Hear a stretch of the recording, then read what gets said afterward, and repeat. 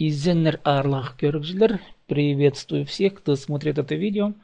Я продолжаю серию уроков изучения хакасского языка. Сегодня у нас урок 4, и немного расскажу о том, как дальше мы будем давать наши уроки, по какому принципу. Я уже говорил в предыдущих видео о том, что изучение хакасского языка, знание хакасского языка опирается на 3 фундаментальные вещи, на 3 раздела понимания. В первую очередь, конечно, это надо будет заучить слова, лексику. Я здесь подчеркнул, вот в этом уроке мы уже начинаем изучать эту лексику. Каждый раз на каждом видеоуроке я буду давать по 10 слов.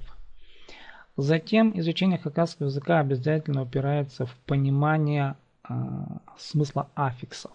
И поэтому каждый раз буду давать на каждом видеоуроке новые аффиксы. Ну и естественно, знание языка — это всегда сочетание смысла слов. И поэтому мы будем каждый раз изучать словосочетания. Ну и вот начнем с темы человека. Потому что человек — это самое важное для нас явление природы. Ну и вот человек по-хакасски кыз. Кыз — человек. Кыз. Ит — тело. Ит — тело. Пас — голова. Пас — голова. Хол — рука. Хол. Кёксы — грудь, грудная клетка. Харне — живот. Шая — нижняя часть живота или ягодицы. Азах — нога. Табан — стопа. Табан.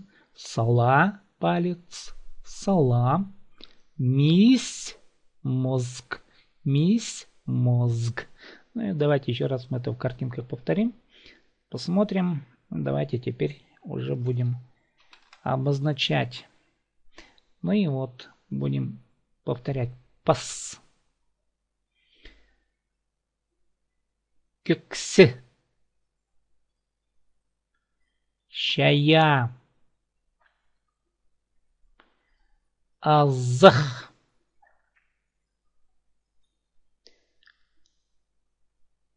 Азах — это тоже азах, но здесь стопа. Вот возьмем нижнюю часть.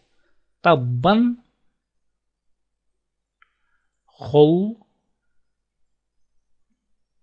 И мись. Мозг.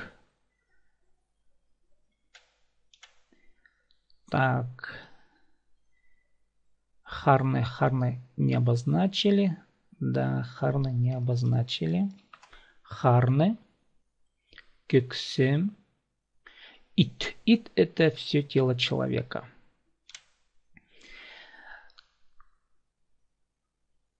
Поехали дальше. Теперь мы рассмотрим еще слова, касающиеся действий. Хайнс — систеры, лексика действий. Хайнс — это движение. Сесть — слово. Хайнс — систеры, слова действий. Турща — стоит. Турща — стоит. Щатча — лежит. Щатча. Одырща — сидит. Одырща — сидит. Пасща — пишет. Пасща. Кёрще — смотрит. Кёрще. Ну и давайте мы завизуализируем это дело. Ну и вот кыз турща. Кыз турща. Человек стоит. Кыз щача. Человек лежит. Кыз одырща. Человек сидит. Кыз пасща. Человек пишет. Кз керще. Человек смотрит. Так, мы, кажется, прошли все глаголы. Ну и вот эти словосочетания, которые я только что произнес, они вот тут повторены и есть. Давайте еще раз. Кз турща. Человек стоит. Кз щача. Человек лежит. Кз одырща. Человек сидит. Кз пасща. Человек пишет. Кз керще. Человек смотрит. Ну и давайте мы посмотрим аффикс настоящего времени. Запомните, если все, что происходит в настоящем времени, вы к корню слова, а корень у нас тур, стой, видите, да? Ща стоит, то есть аффикс настоящего времени, вот он. Затем щат, лежи, аффикс настоящего времени, щача. Одр, сиди, ща, аффикс настоящего времени. Пас, пиши, ща, аффикс настоящего времени. Кер, смотри, ще, аффикс настоящего времени. Но и вы должны уже знать, почему парный аффикс, почему ща, почему ще, в каком случае. Вот видите, вот в этих 4 случаях аффикс идет ча, ча, ча, ча. Почему? Потому что закон сингармонизма. Если кто не помнит, посмотрите предыдущие мои видео о законе сингармонизма.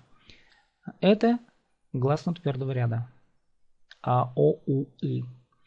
А в корне, когда идет мягкое гласное, мягкого ряда, следовательно, и аффикс будет на мягкую гласную керще.